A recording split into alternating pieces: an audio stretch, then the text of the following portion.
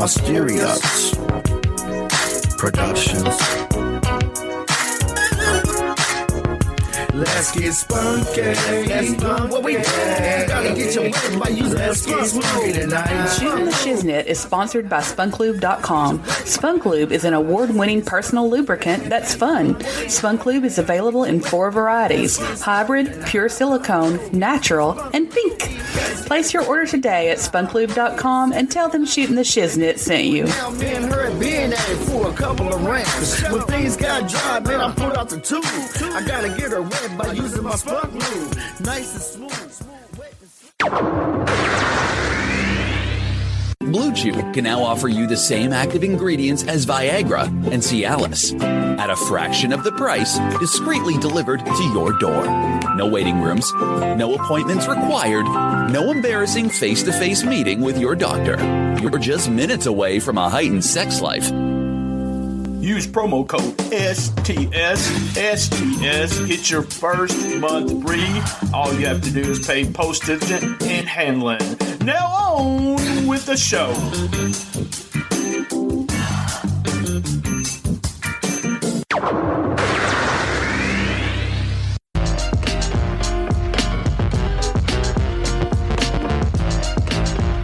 If you're like me, have never used skincare products before, I recommend starting with Teej Hanley's Skincare System Level 1. It gives you all the basics that every man needs to look and feel amazing. The best part is that it's only $25, and with our discount, it's only $20 to get started. Guys, you know I use all the products that we advertise here on Shooting the Shiznit, and I have never used a skincare system where you're using it every day, doing exactly what they say. It's amazing. It really is. Before I started using this, I'll admit, I wasn't convinced that, you got products like this, that they actually work, or that you see them, you can see the results as soon as you put them on, or a few days you can actually see the results. I'm absolutely sold. I don't think I can go back without using this skincare system. You can go to tinyurl.com/STS Skincare. That's STS Skincare. Use the promo code right there, Shooting the Shiznit. That's SHOOTIN, the Shiznit. That's right, guys. Tell them we sent you here at STS.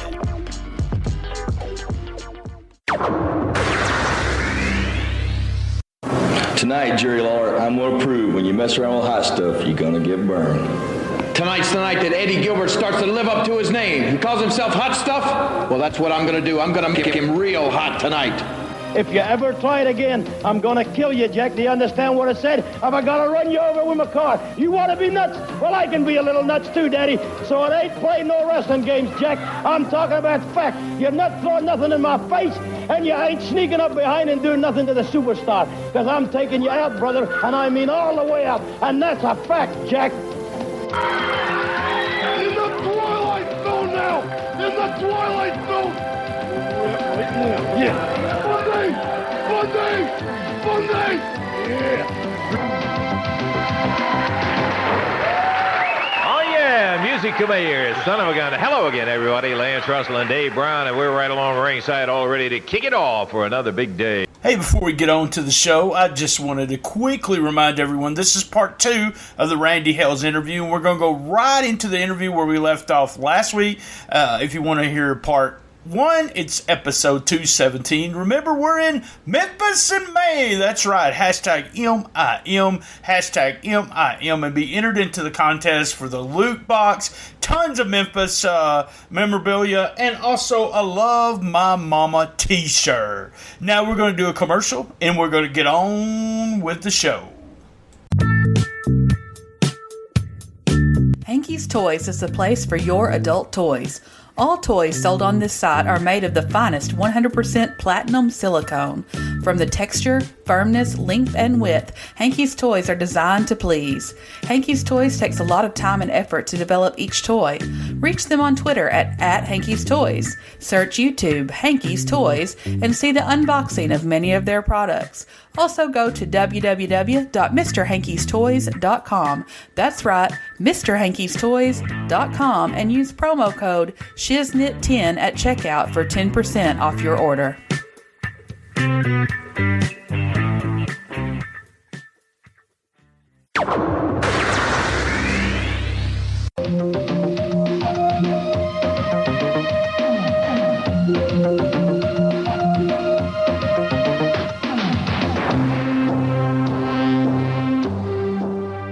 Just excited because a good wrestling match, Brian, even today with everything's happened, not only, obviously I'm smart to the business, everybody else is smart to the wrestling business, but when I see a match, I got invested in the story of Kofi and Daniel Bryan. I was totally 100% locked in to that match and excited. Now, it wasn't a match as a lot of people think good wrestling is today.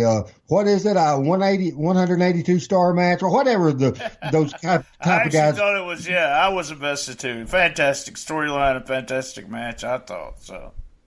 And that's always been, to me, let me think of who I was arguing with. I do a Facebook Live on Sunday nights. You've never joined me for that, but it's a lot of fun. Especially, Brian, since I learned technology from Facebook Live. And the cool thing you can do, and I've done recently, is that as long as you do it on your phone, so I don't have my professional mic or anything like that, but phone to phone, you can add people into the video. And so I did a thing. You'll be interested in this, and I've already lost my point, so I hope you can get me back there in a minute because I had some kind of important thing to say. But I'm telling you on this Facebook Live type of thing, and I've got my point now. But one of my most recent shows that I did, and you can go back in the archives on my timeline and look at the show that dropped on May the 12th, and Bo James, the king of Kingsport, was my special guest. But in later on in that, and I can through technology bring him in on screen. But I had a visitor to the Facebook Live, and that visitor was from Continental Wrestling and Southeastern Championship Wrestling, and you need to go back. I know we're Facebook friends. It was a tremendous thing. Charlie Platt, the announcer, the voice of Southeastern Champion. Yeah. I love him, and he listens to my Facebook Live every week and maybe comment a little bit. And he commented, and I said, Charlie, I'll hang up on Bo's ass if you call me because I can just get one at a time in. And so right then, and I was so happy with that because we had unplanned, unscripted, probably 15, 20 minutes that was just fantastic. It was just fantastic. But I have this opportunity, and sometimes the bad thing is because the wrestling is so open now, and I had one guy, his name's Scott. He's a very nice guy, just super nice guy, and he asked a lot of questions, and a lot of personal related questions, and a lot of things I'm just not going to answer. I said as a joke, as I'm not, Bo or I either one is not going to say anything on this Facebook Live that would cause somebody to get a divorce, somebody to get shot, or somebody to get killed or put in jail for the rest of their life. I'm not doing that. But I understand people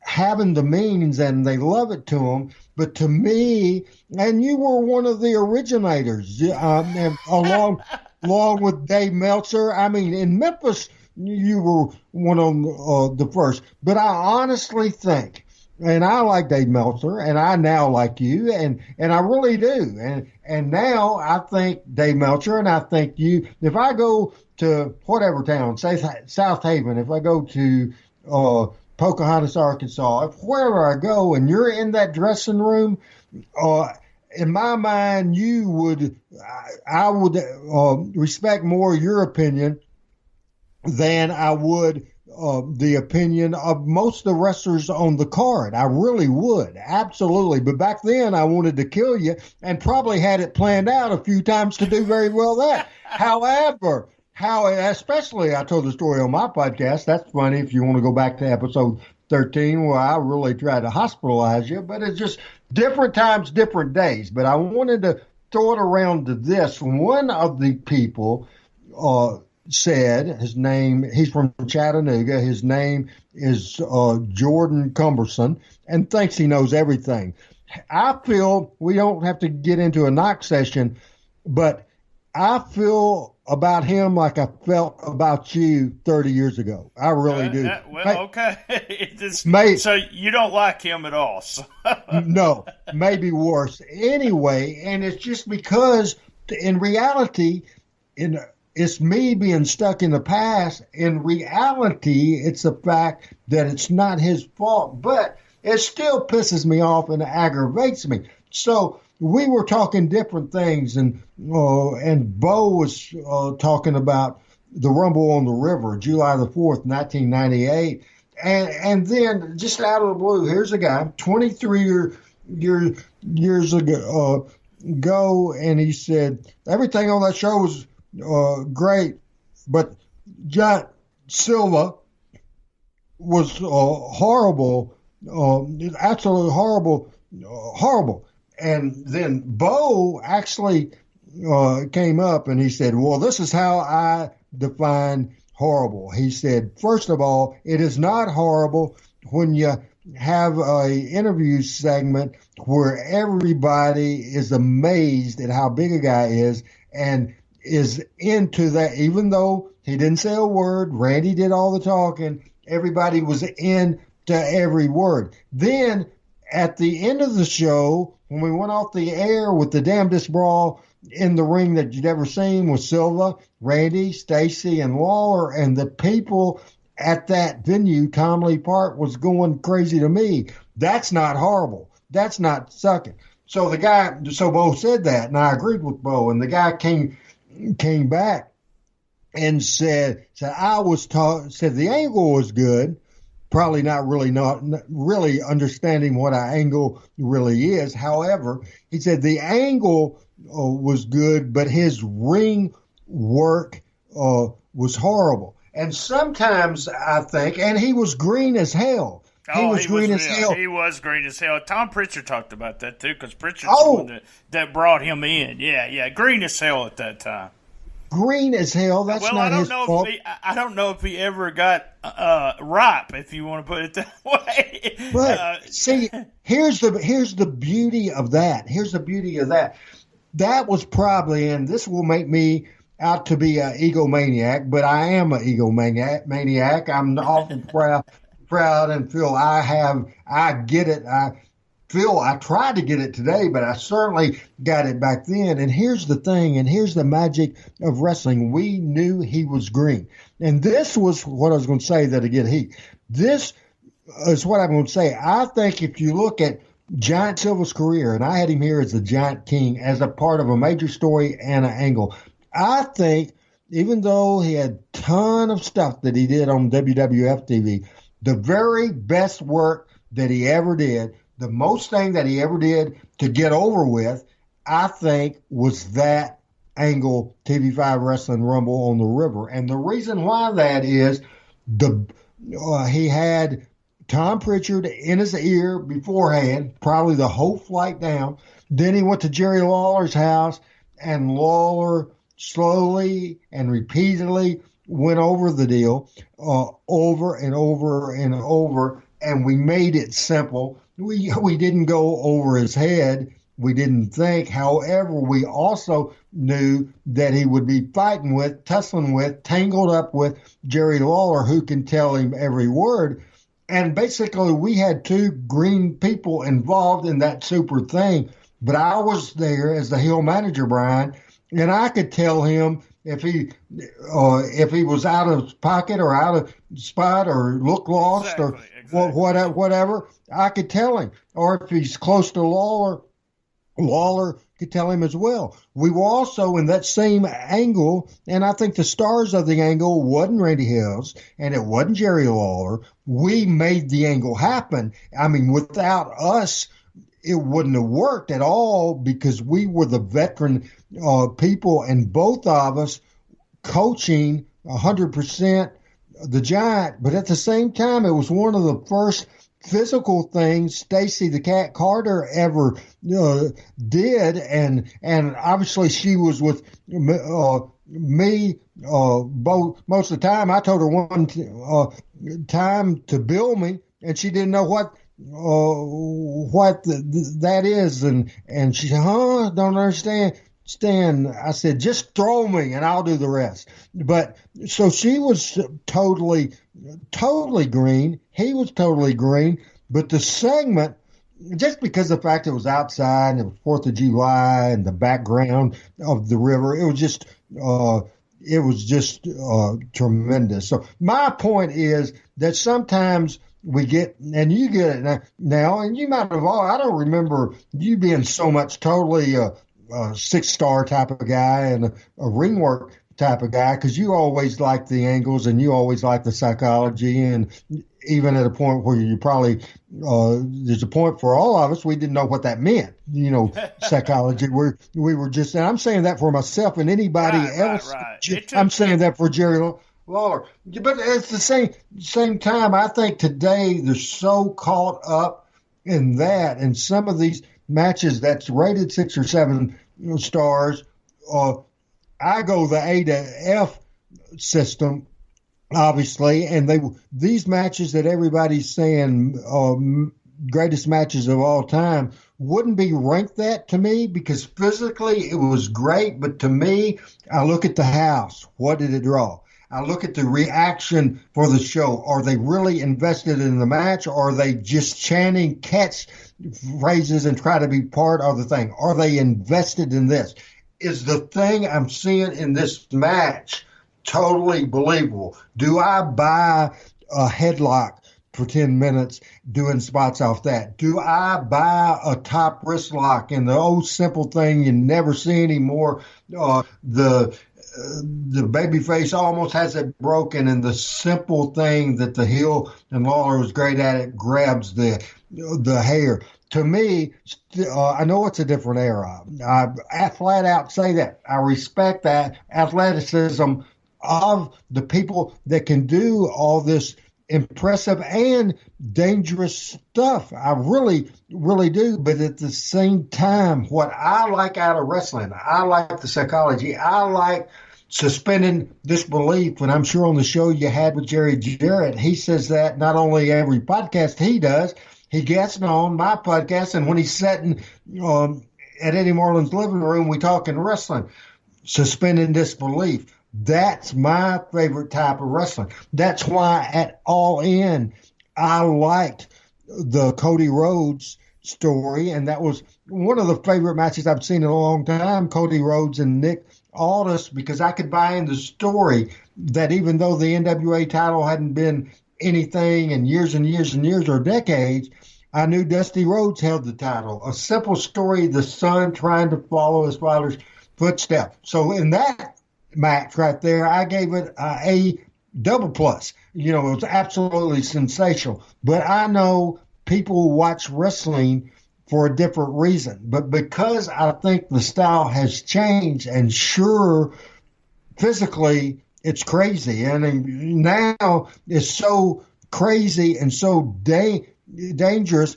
People think this is phony, this is a show, but in real life, they're killing each other and getting broken necks and dying and all kinds of things. In the old days, the people thought you were killing each other, but it didn't hurt. The people were workers. It wouldn't hurt. It wasn't dangerous. So those days, just like the days of me sitting on a Monday night back in the 60s watching Gunsmoke on television every Monday night. Those days are over. I get that. And my worst fear is, Brian, really is to come across, because I hear a lot of people and I get a lot of wrestling fans on my Facebook Live that's anti-WWF and WWE and new wrestling. I don't want to sound like, and even Charlie Platt said Vince McMahon killed wrestling. Well, I disagree, and I wouldn't go publicly disagree with the fact I don't like his style of wrestling. I like the style I grew up on. However, with the success, the financial success, and the fact that he's not only made himself a fortune, look at how many wrestlers are absolute multimillionaires by working for his country. So I try not to be bitter that way, bitter at all. More power to the people. And like I say, I love Daniel Bryan. I love Kofi. I love a lot of the young talent. I love what's happening now. I love when the wrestlers like Cody Rhodes had the balls, and I know I'm rambling, but this is important stuff, because the wrestling business for so long, it was just one place you could make the big money. Cody Rhodes had the balls with not really a future in sight to leave, because he didn't like the way his career was going and didn't like the way they visioned his character. He didn't want to be Stardust, so he flew the coop and took the risk and went to the independents, then All In and All Elite and All the Great. And that's just, he's his daddy's son, I'm telling you. That's just amazing to me, and I love that type of story. And the one other story along those lines, it's just so much. And, I can go on and on, but it's the people, and the name that I was looking for is Dean Ambrose. He's made millions, Brian. He made more money probably in a month than I did in 40 years in the wrestling business. Am I bitter at that? Absolutely not, because I made good money. But not 70s and 80s and 90s and early 2000s money, never to get rich. But that's okay. I wouldn't trade the experiences I got and the era and the wrestling and the wrestlers and the stars and all that. I wouldn't trade that for anything in the world. And I think it's cool that Dean Ambrose is leaving that money, unless it's a work, and it could very well be, because that recent video that they put out was tremendous. It was high budget, and of course he has money. Obviously, AEW has money, New Japan has money, but WWE has money too. So is that a swerve? Could that be a swerve? I like it because it even has people like us guessing. Take a quick commercial break, and we'll be right back. I got one thing to say about all the stuff you just said, and then I got two more questions, and I'll let you put your stuff over. Real quick commercial. This is your bedroom with Blue Chew. Blue Chew uses the same active ingredients as in Viagra or Cialis, but now comes in chewable form. Chewable means better, cheaper, and works faster than pills. I've tried Cialis, I've tried Viagra. Blue Chew works the best. It's a fraction of the cost. Blue Chew has definitely gotten the job done. No in-person doctor visit, no waiting in line, no more awkwardness. Blue Chew allowed me to have more sexual freedom because it kicked in and worked faster. Ordering Blue Chew is an absolute no-brainer for any man. Blue Chew makes my girlfriend, want to put up with me in bed. I felt like I did when I didn't have ED. Order online to get your first month free. I want my girlfriend to want me, and with Blue Chew, she really does. Blue Chew is the future of manhood. Go to BlueChew.com and restart the party. Or call 800-232-8803. 800-232-8803. That's BLUE Chew.com. Promo STS, and you get to try it for free. Wow. I hear you. Wow.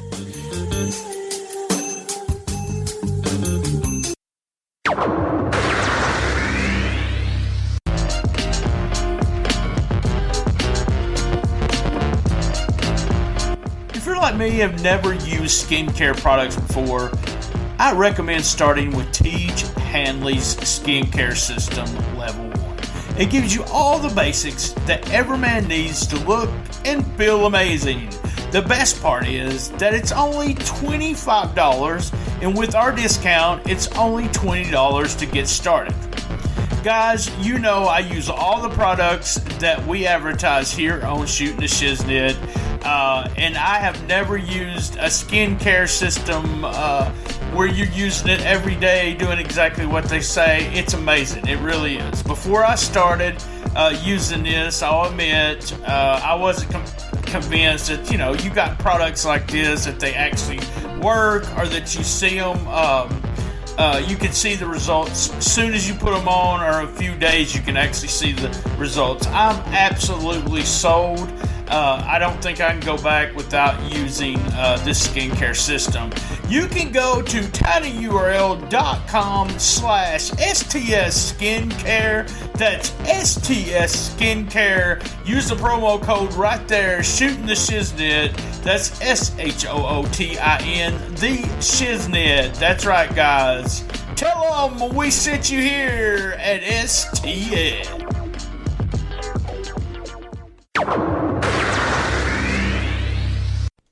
All right, back, extra large version.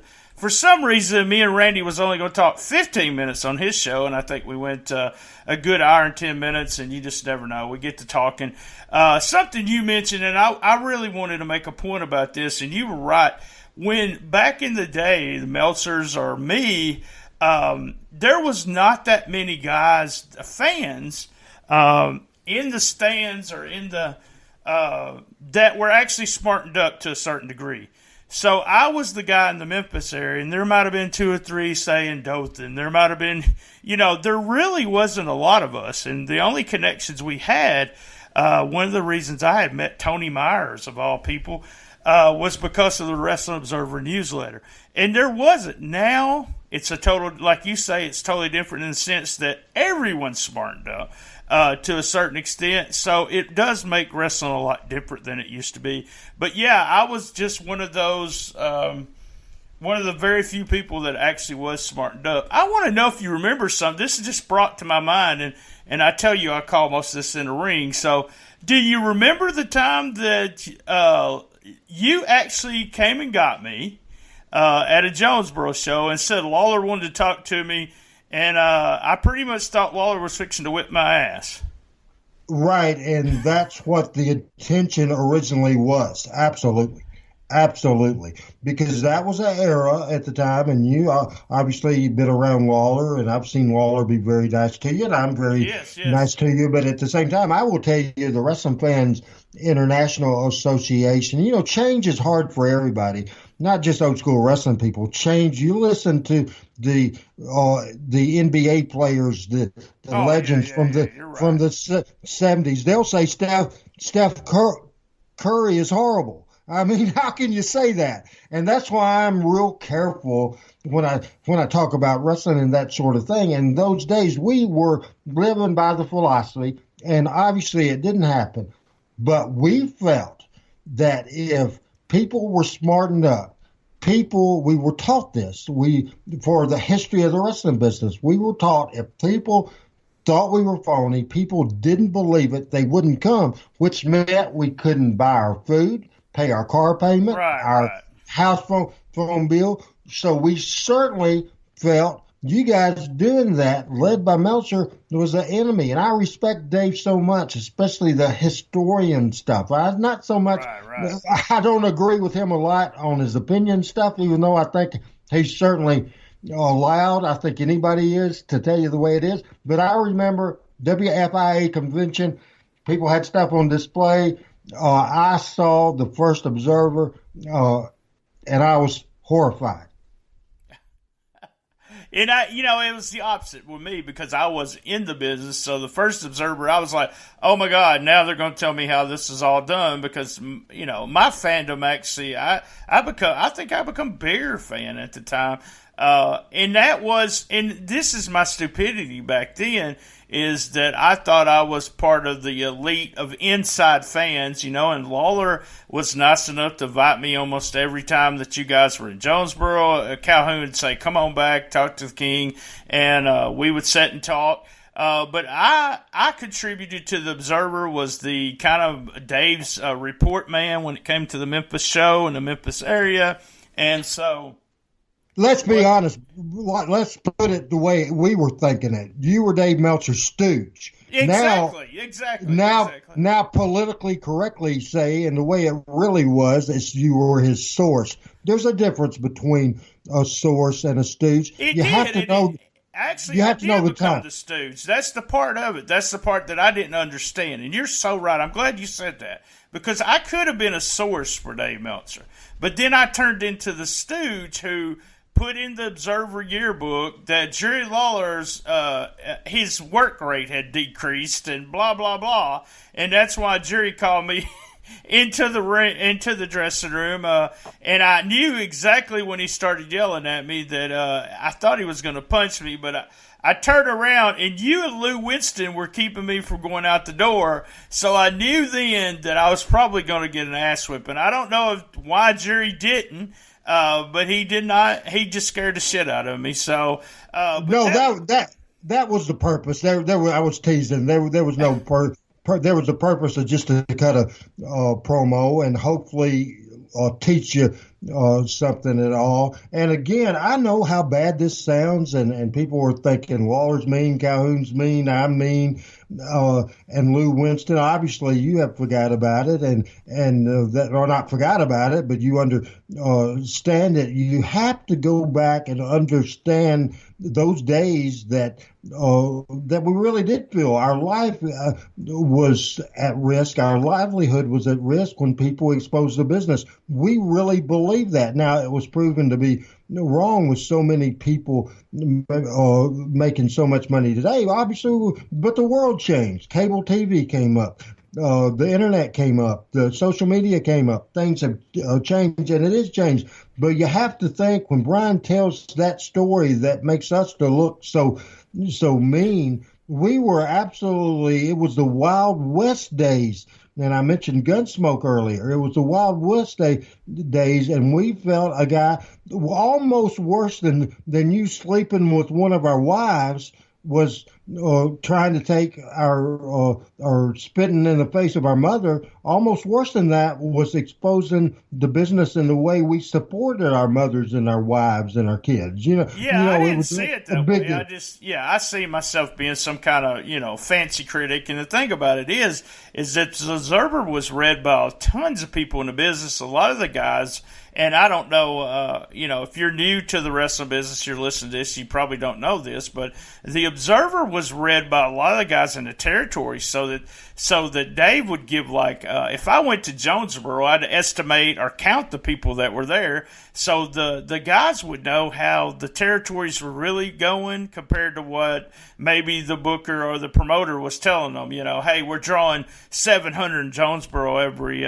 every week on a spot show, but in reality, what if I counted and there was only 200? I'm not saying that's what you guys did, but some promotions did, and that's one of the reasons it was used. And if I was going on there saying, well, Lawler's, he's unimproved and he's doing the same old, blah, blah, blah, then promoters and other wrestlers were reading that and thinking, well, we don't want to book Jerry Lawler. So I was messing up his money, and I didn't see it that way back then. And it actually, I trained a little bit, wrestled. I was absolutely horrible, only wrestled about 18 times. But I don't think I would have ever done anything like that, and especially not being a manager for 5 years straight. If it wouldn't have been for Lawler saying I couldn't do it, that I was, a piece of crap and blah, blah, blah, doing that promo on me. And he did one on Cassette Wrestling News, and one of these days I'm going to get a copy of that. But, that changed. I mean, it gave me a different attitude about the business. And then later on, it really smartened me up, and it's, we talked about this on your show, the things that I kind of started looking at crowd reaction. Like I've heard people talk about work rate and Hogan was always the bad guy. No one liked Hogan, Smart Fan didn't. They liked Ric Flair because Ric Flair was a better worker. But you go back and watch those matches, and Hogan, there's no one that was over more. Was he a horrible worker? No, he couldn't have been. So it's just one of those things. There's a couple of things I want to ask you about. Then I'll let you plug your shit, and we'll get off here. It has been maybe the biggest episode ever. Hold on. right here in Memphis in May. Hey, let me say this. I'm not going to say anything about you going long because I did my most recent Facebook Live was last night. I try to call it the Power Hour in conjunction with Power Pro Wrestling, that I called it the Power Hour. So I try to get it at an hour every time, and that was impossible. Last night it was almost, not quite, but a few minutes shy of the Power 2 hours. So we won't match that. So go ahead with your two questions, and I'm having a blast.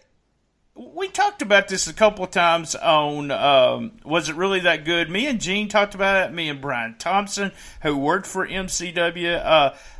We just none of us remember, or we're just there's nothing there that tells us exactly what happened during that whole Power Pro, Lawler leaves, MCW. What happened during that time?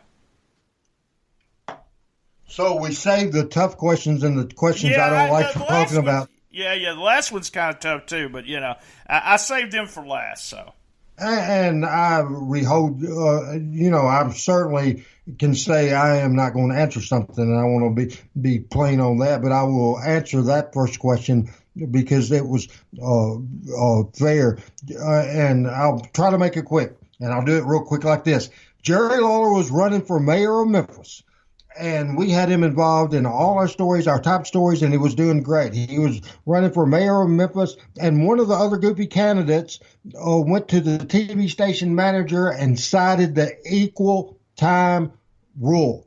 And they came back to me with that, and they said Jerry Lawler can't be on TV. Why he's running for him? And I said, equal time? I said, I'll be glad. And the TV station didn't like my response, but I was mad. I said, I will be glad to not only give them TV time, I will be glad to book them in a match every week on TV. Every person that's running for mayor that wants to. Well, obviously. So Channel 5 basically said, if Lawler's on that TV in that studio one time while he's at running for mayor, we're pulling the contract, we're pulling the deal, you can sue us, but you're off the air. And I didn't want to do that. Lawler called and talked to him. However, he kind of blamed me. Some fights, Brian, you just can't win. You really can't. Like that night in the dressing room in Jonesboro, if all of a sudden you would have tried to fight, there's no way you could have whooped Lawler, Calhoun, me, and Big Lou, and no telling who else was in that dressing room. So just like we couldn't fight that fight, the legal people at Raycom Media had decided, so Lawler went away. One of the people that I hadn't used before was, and they're big buddies now, obviously, and work together, and they just recently flew to the Louisville area together to show in Hanover, Indiana. Anyway, Lawler and Doug, they've been heating in the past. And Doug is a great talent that we had over. He was over in the USWA. He was over in Power Pro Wrestling. He was over here, and he's very entertaining, and he is a great talent. However, he, like a lot of people, including myself, in the wrestling business, is temperamental. So we, at the past, left him off. But I even had called Lawler, and even though he still wasn't really happy, I said, hey, I don't have any talent that I can program with, and I'd like to use Doug, and he blessed it. However, Doug got mad at something we did on TV. He said a thing, and we're not going into now, but he said a thing that made Lawler mad, upset everybody. It was negative, not only about Lawler, but me. Doug was hot. I understand now why he was hot. I handled the whole deal wrong, but it was my philosophy to let talent have input. And I just made a bad call up in the control room. I made a bad call because I'm thinking, well, Doug has a right to rant here. I just didn't know he was going to go, because I had the director, I had Brandon, I had different people saying, go to a break. And I say, stay with it. And that was a mistake. That made Lawler so mad at that time. And so he went to Vince.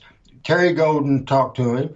And so he was going to go to Kick-Ass Wrestling. He made them change their name to Memphis Championship Wrestling, and my deal was full. So we went months without it, and probably the most down period. We lost Lawler, we lost Dundee, because be honest with you, Brian, you're talking about, you like the fact I was pushing young people. A lot of people, including Dundee, hated it, really hated it. So he thought he would be booked better there at MCW. Then it ended up they leave, but just that whole system, Lawler just liked the live TV better.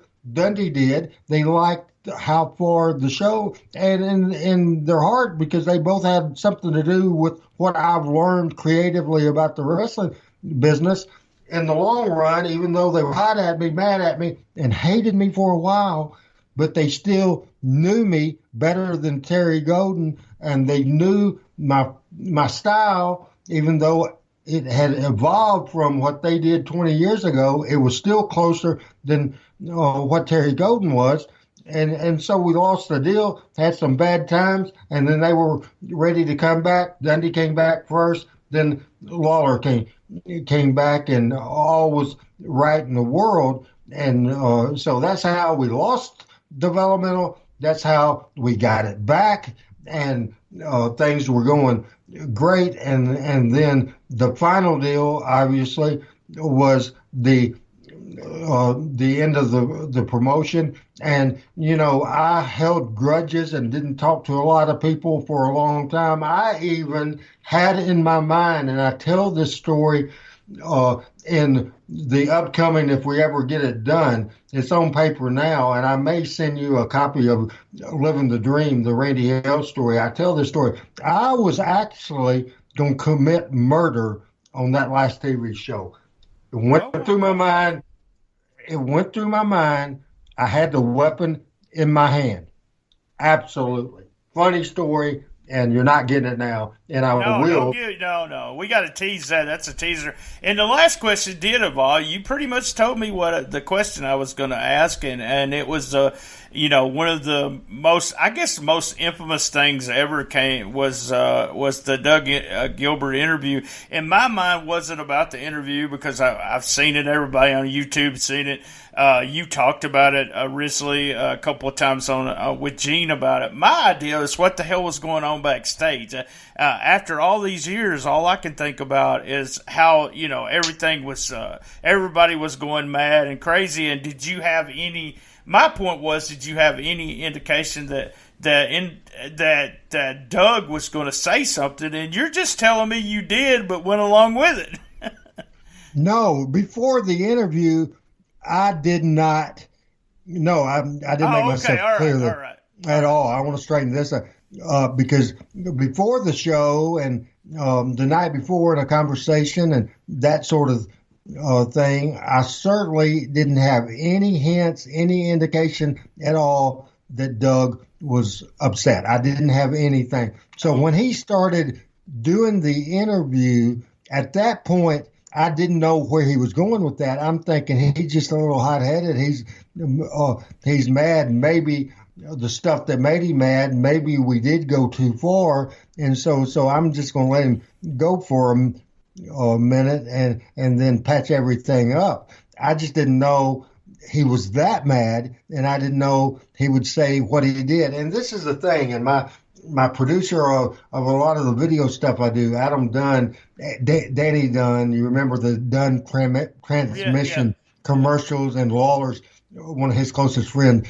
Danny, Adam is his son, and he loves wrestling. He does a lot of stuff for me, and he gets mad. He would be mad at you right now, Brian, because he gets mad that not every week, but a lot of time on these Facebook Lives that I like doing so much because I get all these great questions that I like to answer. But when they ask this question, Adam's point and mine too is that Power Pro was about a lot more than that one minute interview on that show. And I don't want, he don't want, Doug don't want, Lawler don't want, nobody wants that one moment to define Power Pro Wrestling or define Randy Hales or define Jerry Lawler or define Doug Gilbert or any of us. We just really don't. It is real uncomfortable. Doug and I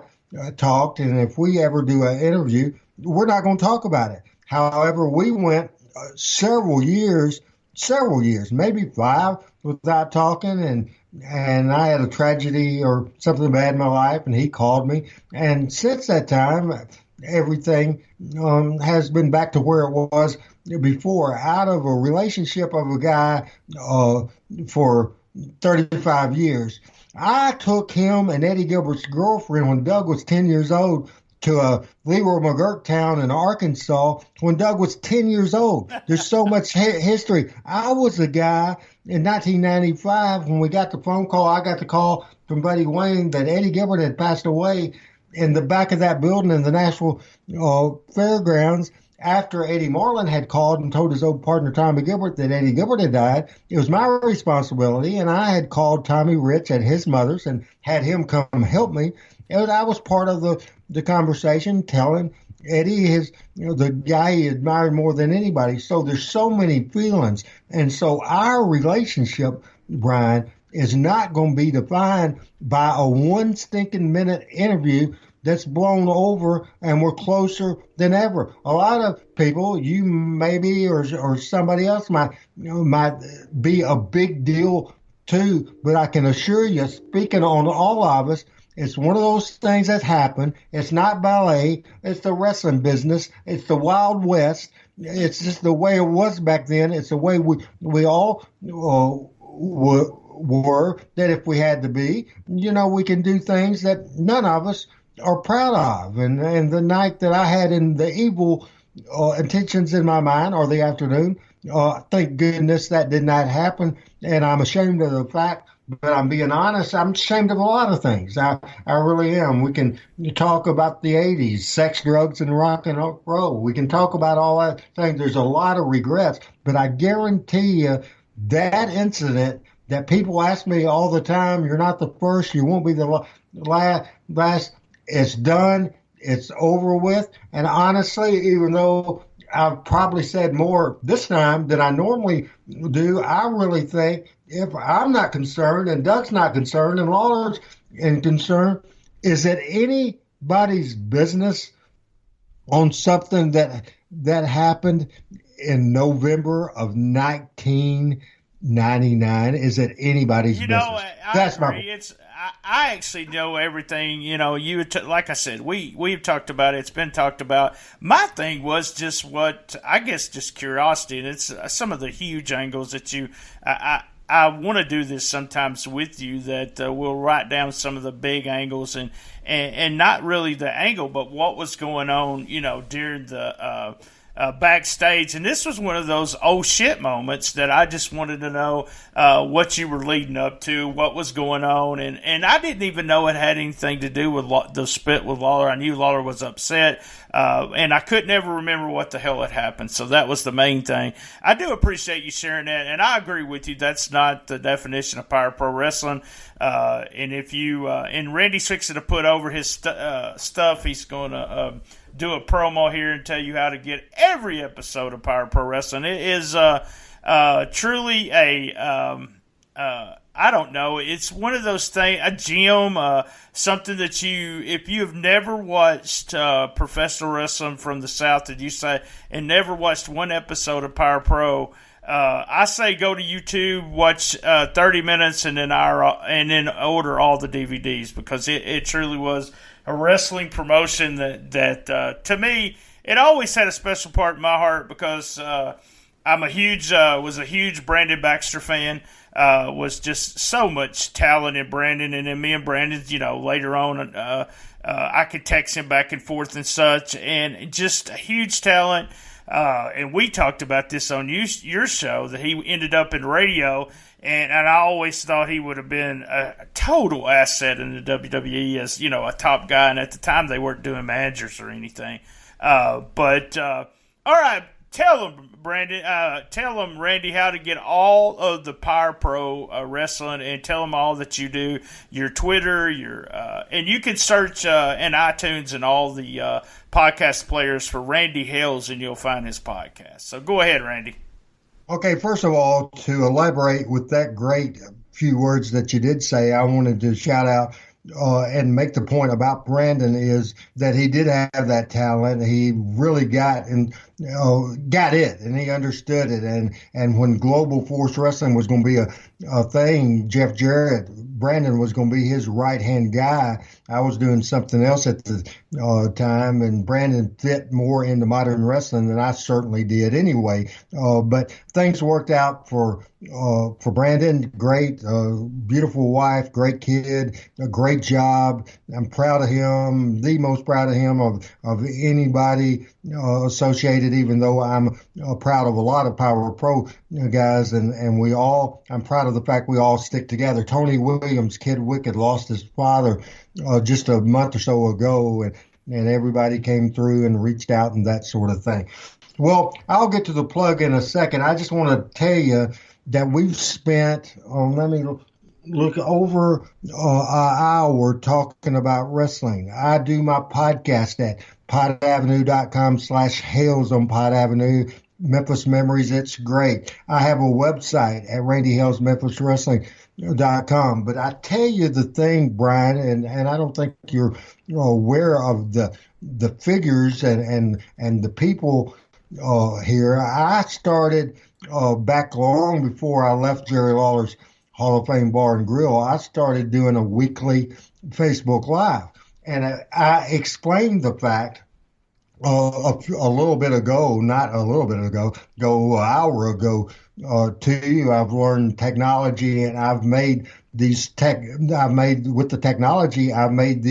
better, and I can have people on the video, and it's so fun. But I'm wrestling born, wrestling bred. When I die, I'll be wrestling dead. And so pretty much my whole life, Brian, you might be consumed with wrestling. You got nothing on me. You know, it's just at times in my life, Brian, it's been absolutely unhealthy, and I got away from it for a long time. Back on the edges right now, talking about it, and it's so much. One last plug, Randy Hales, MemphisWrestling.com, and I have released, and it's the only legal licensed library of Memphis wrestling because of a long story. And I know you'll have 100 questions, and I don't know the answer of most, but it's not available. The Power Pro Wrestling, 37 DVDs, 154 hour-long shows, 153 from the studio, 1 from Tom Lee Park Prime Time, 154 shows, 37 DVDs. I have that as a complete collection. I have the Cornette collection. If you want to sample, just for $75, Brian, 37 shows and 9 DVDs. It's called the Beginning Collection. And that collection, I now almost wish that I would have sent you that instead of sending you the Cornette collection, which is 8 DVDs and all the stuff Cornette did in the studios, including his short book and run. But it's all available at Randy Hales, MemphisWrestling.com. So one thing, I said wrestling born, I'm promoter born, promoter bred. When I die, I'll be promoter dead. I love and get a thrill out of talking and selling. And this has been fun, Brian. You need to come on my show again, and I need to come right here on Shooting the Shit. I ain't talking carny in front of people that shouldn't be smart in the first place.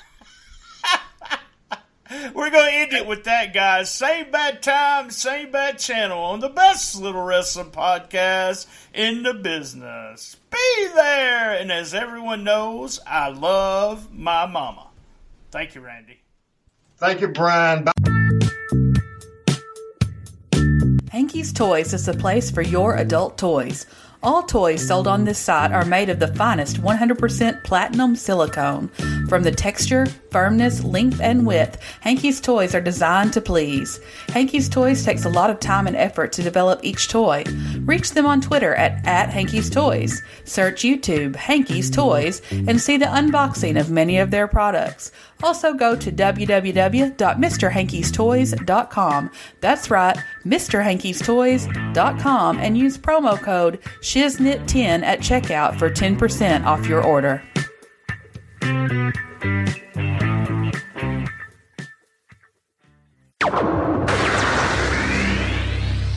Graphic design is very important. Your logo is the first image potential customers see. What kind of impression would you want to make today? Need a podcast logo or a t-shirt design? KT does art. Her name has become synonymous with quality and professionalism in the graphic design community. She specializes in graphic design, painting, and more. She provides affordable commissions and professional quality with a timely delivery. Contact KT via email at kt_doesart@yahoo.com.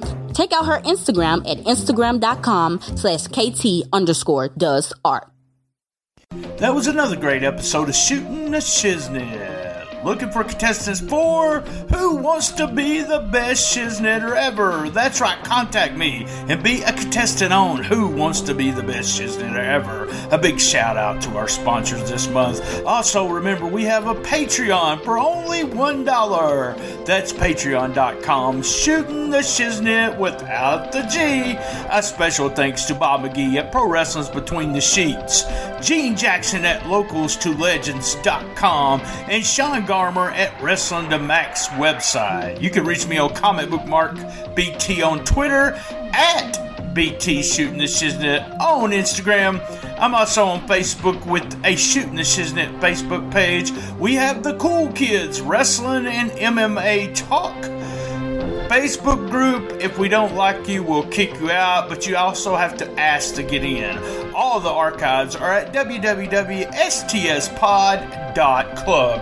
You can listen to us on iTunes, Stitcher, Player FM, Podcast Addict, Spreaker, Spotify, and all the fun podcast players. Podcast Roll Call. A big shout out to Creative Control. Keeping it 100.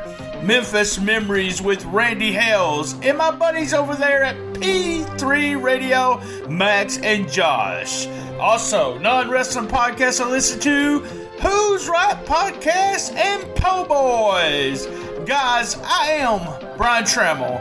Keep your feet on the ground and keep reaching for the stars.